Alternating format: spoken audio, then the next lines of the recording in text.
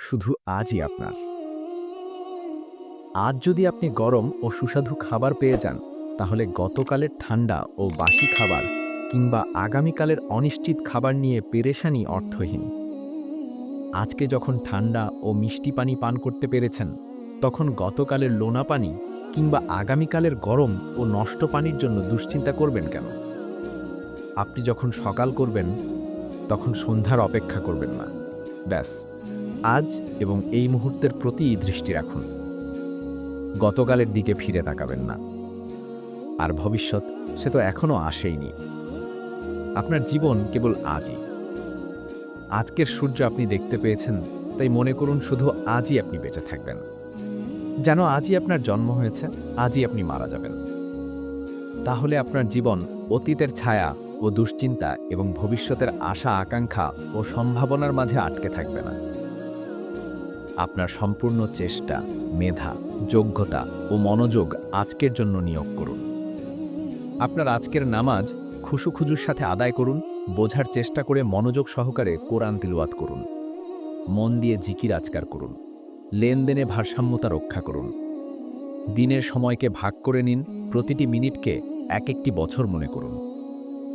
সেকেন্ডকে মনে করুন মাসের সমান। কল্যাণের বীজ বপন করুন, মানুষের প্রতি দয়া করুন, গুনাহ থেকে তওবা করুন, আল্লাহকে বেশি বেশি স্মরণ করুন, আখিরাতের সফরের জন্য প্রস্তুতি গ্রহণ করুন। দেখবেন, এভাবেই আপনার দিনটি হাসি খুশি ও প্রফুল্লভাবে কেটে যাবে। আপনি উদ্বেগ, উৎকণ্ঠা ও বিষণ্ণতা থেকে মুক্ত থাকবেন। ফাখুয মা আতাইতুকা ওয়া কুম মিনাশ শাকিরিন।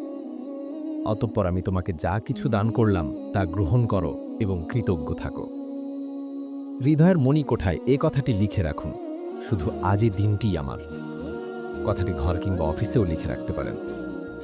আপনি যদি দৃঢ় সংকল্প ও ইস্পাত কঠিন মনোবলের অধিকারী হয়ে থাকেন, তাহলে নিজেকে নিজে এই দৃষ্টিভঙ্গিতে অভ্যস্ত করে নিন যে আমি শুধু আজকের দিনটিই জীবিত থাকব। তখন দেখবেন আপনি আপনার দিনের প্রতিটি মুহূর্তকে কাজে লাগাতে, আপনার যোগ্যতা বৃদ্ধি করতে এবং আপনার কাজ সামনে এগিয়ে নিতে ব্যয় করবেন। তখন আপনি নিজেই বলবেন, আজ আমি আমার কথাবার্তাকে পরিষ্কার করব, অন্যায় অশ্লীল কথা থেকে বিরত থাকব, কাউকে গালি দিব না, কারো গীবত করব না। আজ আমি আমার ঘর গুছাবো, অফিস পরিপাটি করব, আসবাবপত্র গোছালো ও এলোমেলো রাখব না, সুন্দরভাবে সাজিয়ে গুছিয়ে রাখব।